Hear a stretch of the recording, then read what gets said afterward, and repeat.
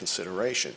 What we work hard at every day, 24 hours a day in the EOC, the Emergency Operations Center, is trying to figure out how we protect the public with the least amount of disruption. We recognize the hardship of not having power. We recognize for some it's an inconvenience, for some it's a hardship, and for some it's actually life-threatening. And we are working hard with all our partners at the county level, at the state and state agencies, tribal governments, to ensure that the most vulnerable customers are being cared for. We're working with the people broadly to do that, to understand the needs and to do what we can to help, because we recognize the impact of that these shutoffs have. So it's an issue of safety. We often talk about the condition of equipment and whether our right-of-ways are appropriate. This is a situation that is beyond the design standards. Remember, this is about the fuel and the humidity and the years of drought and the conditions that we're in. So even with high-integrity equipment, which we believe we have, even with meeting the requirements of right-of-way clearing, which we believe we do, the level of winds gusting to almost 80 miles an hour presents a real threat and an opportunity for a catastrophic fire. And we will not let that happen. For the first time since we've been doing PSPS, we actually have increased the number of customers in scope. Mark talked about 940,000 accounts. That's roughly 2.5 million customers that will be impacted. And the reason it's increased is because the weather indicated we needed to make a shift in scope. Now, as we do that, and Mark talked about various phases of de-energization, we constantly look at opportunities to reconfigure and try to drive that number down. But we will not take those risks unless we are confident that we can shut things off correctly, that we can protect our customers.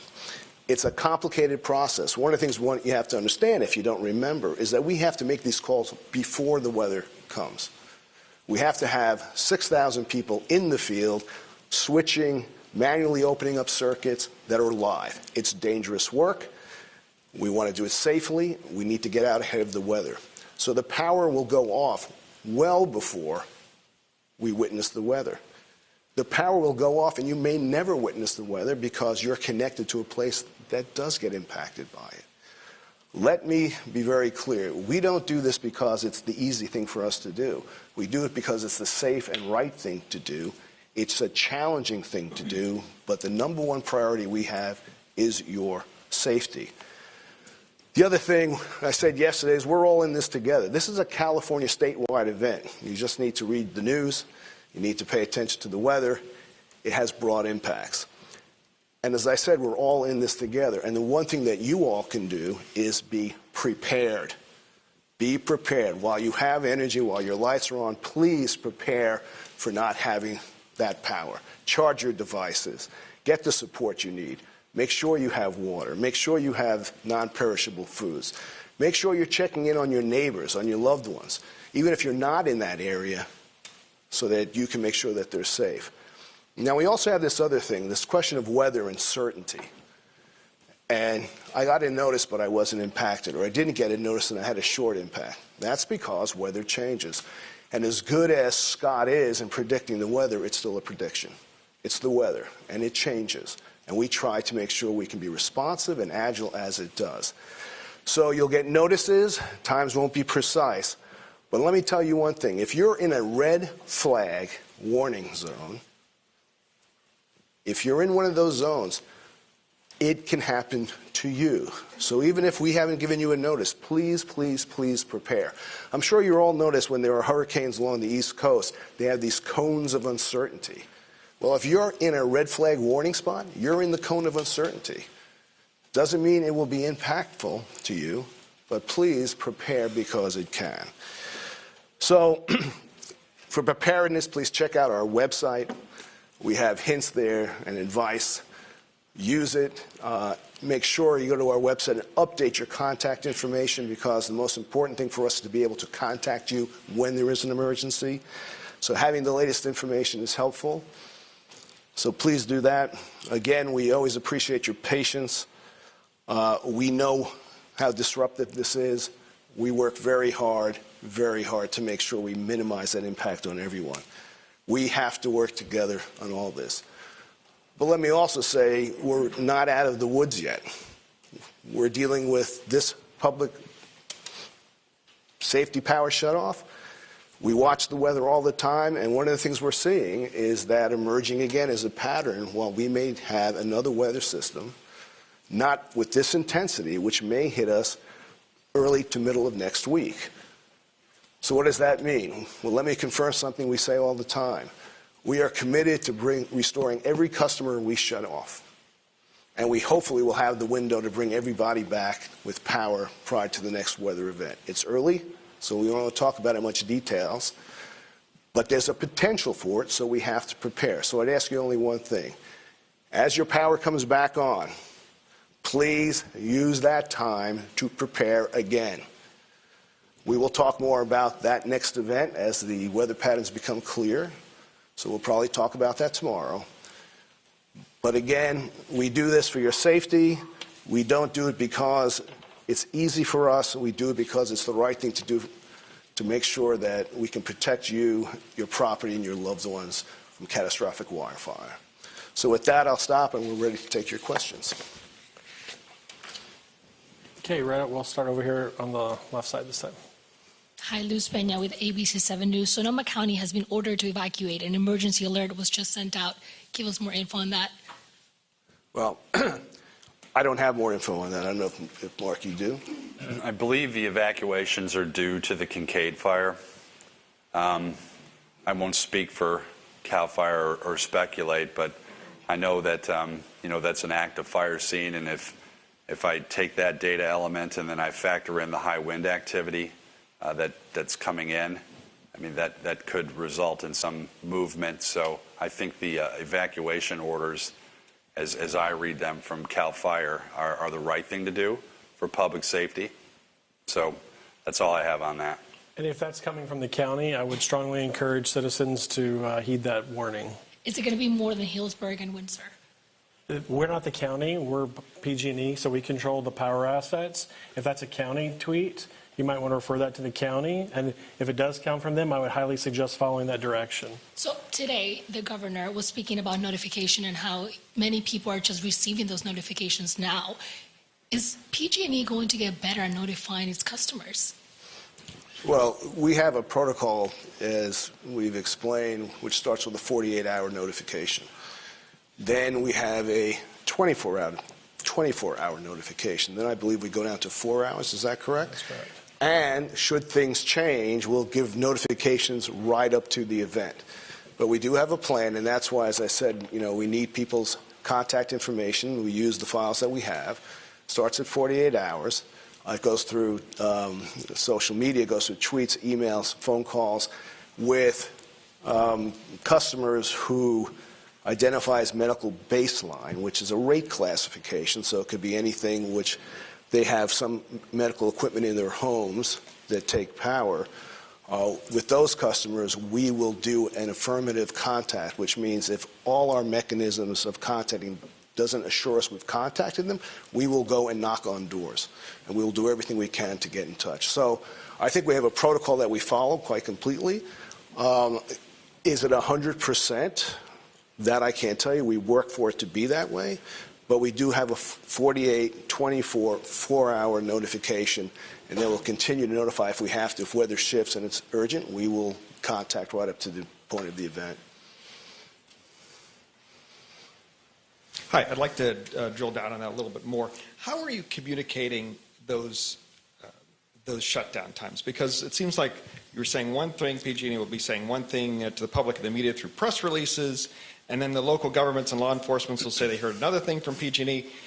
For example, the city of Pleasanton today said they announced that the shutoff for Alameda County was pushed back to 7 p.m. And that was sent at 4 p.m., but you guys hadn't announced it publicly yet. So where's the disconnect here? And are you satisfied with the way you're communicating these things?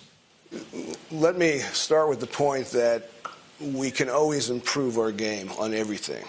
So we're very attuned to learning from experience and improving our game. Now, what I will say that we do multiple calls collectively out of our EOC with state-level agencies, county agencies, tribal governments, and those go on all day. We actually have embedded representatives with every county. We coordinate to make sure that the most important thing is people actually do know what's happening. Now, there are a lot of sources of information. They don't all come from us. Sometimes that can be confusing. But what I will do the following, just so you can understand our process. Mark, I'll have you talk to what we do at the state level, and then I'll ask Lori Giamona, our Chief Customer Officer, to talk about our coordination down to the counties. It takes a lot of communication. There's a lot of information, and a lot of it's quite detailed. I think we are doing a very, very good effort at the moment. We always have an opportunity to improve, but I'd like you to understand what the baseline of the plan is and what our protocols are. So maybe, Mark, start with you on our calls at the state level and then go to Lori. Yeah, so thanks, Andy. So every day while we're activated for a PSPS event, even before the actual PSPS event starts, even in the planning phases, as soon as we activate our Emergency Operations Center, we make notification to the CPUC for that activation. And then we look to understand when we believe we're going to be de-energized, and we work backward from there, right? We work backward from there, 24 hours, 48 hours, 72 hours, to Andy's point. That's how we define when we start notifying all these agencies. I host 2 state agency calls a day, one at 1100 and one at 1600 or 4 p.m. And attendees on that call are the state agencies, not only the good folks that we have in our EOC that are working by our side, but also levels all the way up to executive leadership for, the counties, or not the counties, the state agencies, the CPUC, Cal OES, Cal Fire. We also invite federal agencies, depending on where the footprint of the fire is, like the U.S. Forest Service, Department of Interior. And it's an opportunity for us to just cover situational awareness and talk about what we know at that time. So everybody's hearing it at the same time. So I start usually those calls by providing just an operational summary, very similar to the one that I provided here this evening, and then I turn it over to our Public Information Officer for an update on what we're doing in media space and on social media. We then go to our Customer Strategy Officer when we cover some of the customer-related things like the community resource centers, things of that nature. And then we finish it up with our Liaison Officer to talk about what we do with counties and what we're hearing from government, local government and tribal government. And then close the call and do it again at 1600. It's been pretty effective to just stay tied in with the state so that we're all speaking from the same data set. It's important that we communicate not only to our customer base, but to the state agencies and the county agencies, because they are doing everything they can to prepare, gear up, ramp up, put extra staffing on, take some actions to ensure stability in the public and in the communities. So it's very, very important for us to communicate. Challenge, a little bit to your point, is the state call, the county calls, these things all happen sequentially. And we don't want to get ahead of ourselves and the state gets some information from a tweet or something like that. That's what we're trying to govern, and where we could get better, to your point and to Andy's point about always having opportunities to improve with the timing. The only other thing that I would say is that could influence that is the weather and the timing of the weather, right? I've said over the past week, we are constantly looking at the timing of these events, both on the front end of the event and on the back end of the event. I do not want to de-energize anyone earlier than I absolutely have to. So if weather conditions change and I can save an hour, I'm taking that hour off the table. 1 hour is a big deal. And on the back end of the events, if Scott signals to me, weather conditions are starting to look pretty good. We're monitoring our weather stations. Our field employees are telling us that, winds are starting to die down and become more safe, and I can start my restoration process earlier. I'm starting earlier because every hour counts. So that's what I have on the state agency piece. Thanks, Mark. And for the counties, we are hosting 3 times a day calls with the counties. On those calls, we have all county OES representatives. We have tribal representatives. And we cover the same information that we're caring for on the state calls. We go a little bit deeper into issues that they might be experiencing at the local levels and what support they might need. In addition, we've embedded PG&E employees in all of the county OES offices. And so we have our folks on the ground in their offices, so they have a person or several people in some cases there to support them. We also have a portal for all the agencies so that they can understand as the list change of customers with the dynamics of the weather. They have access to the addresses, they understand customer counts, they understand our medical baseline and vulnerable customer counts as we make contact with them. You know, insofar as our customers, what I will tell you is that these events are dynamic. We are running a 24/7 operation. The customer team is working very closely with our incident command team and our meteorology team.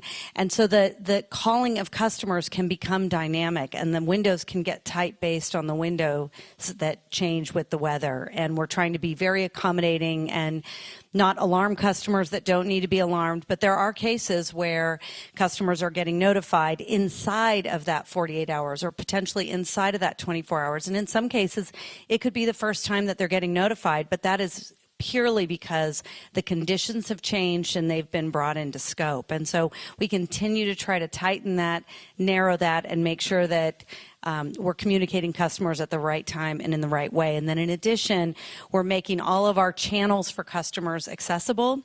So customers can go online, they can put their addresses in the address lookup to determine if they're in scope or out of scope, and that's available 24/7. And our call centers are also available 24/7 to answer questions for customers.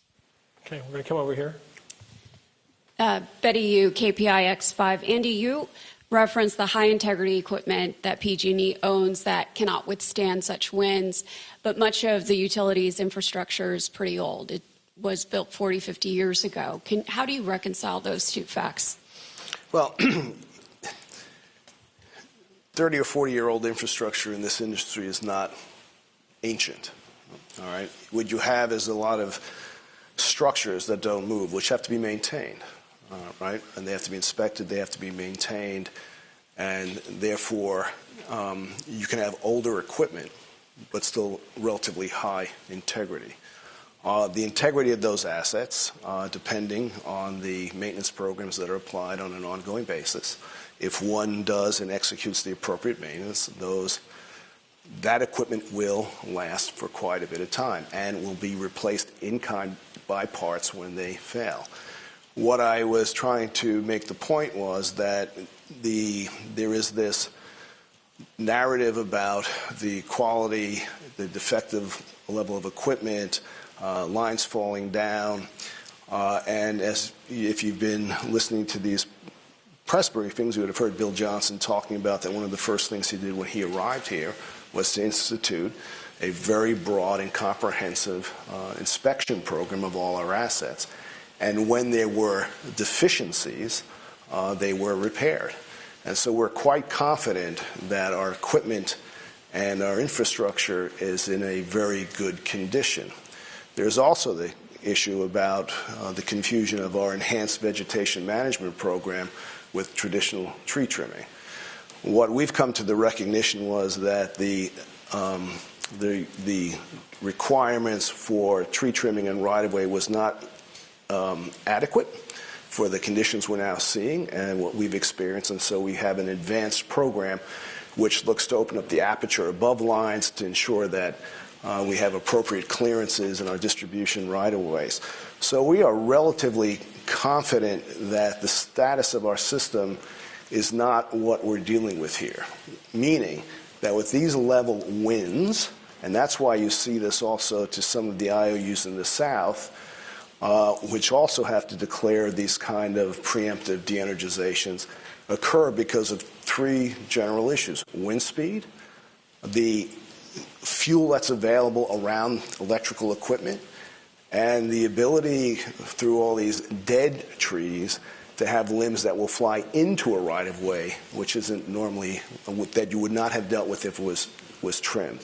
So I think what we're dealing with here is the question not of system integrity, but of fuel moisture content and wind speed, and these the dead and dying trees that are around most of these assets, which is a much bigger issue at the distribution level than at the transmission level. So that was the point I was trying to make.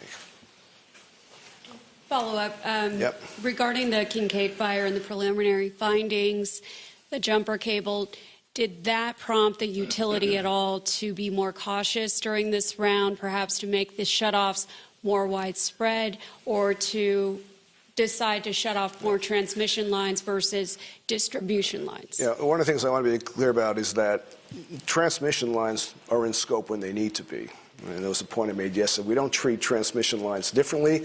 They're more complicated to take out because the higher the voltage, they tend to be in the bulk transmission system and have and not only impact our customers, but other customers in California and outside the state.